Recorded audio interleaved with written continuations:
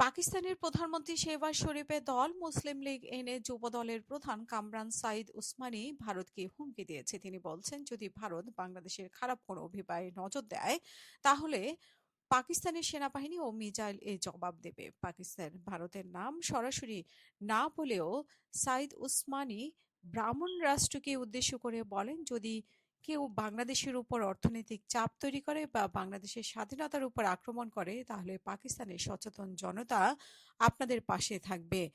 আমি এখন ব্রাহ্মণ রাষ্ট্রকে পরিষ্কার করে বলে দিতে চাই, যদি কেউ বাংলাদেশের দিকে কুদৃষ্টিতে তাকায়, তাহলে পাকিস্তানের মানুষ, পাকিস্তানের সেনাবাহিনী আর আমাদের মিসাইল কিন্তু আপনাদের থেকে খুব বেশি দূরে নয়। ভিডিও বার্তায় ওসমান হাদির বাংলাদেশকে কারো অধীনে দেখতে না চাওয়ার ইচ্ছার কথা বর্ণনা করেন সাঈদ ওসমানী।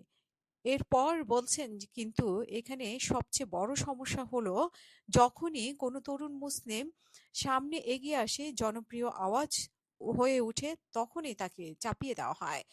এই ভারতীয় মুক্তিযোদ্ধারা তাদেরকে দাসত্ব থেকে মুক্ত হতে দেয় না, যাতে তাদের রক্ত চুষে নেয়, এবং সেটা বাংলাদেশের পানি বন্ধ করে হোক বা অন্য কোনো মাধ্যম, কিংবা কোনো হট্টগোল লাগিয়ে মুসলিমদের সঙ্গে মুসলিমদের লড়াই বাঁধিয়ে দেয়। কিন্তু এখন মুসলিম তরুণরা তাদের এই ষড়যন্ত্র খুব ভালোভাবে বুঝতে পারছে। এখন বাংলাদেশ আর পাকিস্তানের প্রতিটি বাচ্চাই ওসমান হাদিকে মেরে ফেলা হয়েছে, কিন্তু তার চিন্তাকে মেরে ফেলা যায়নি।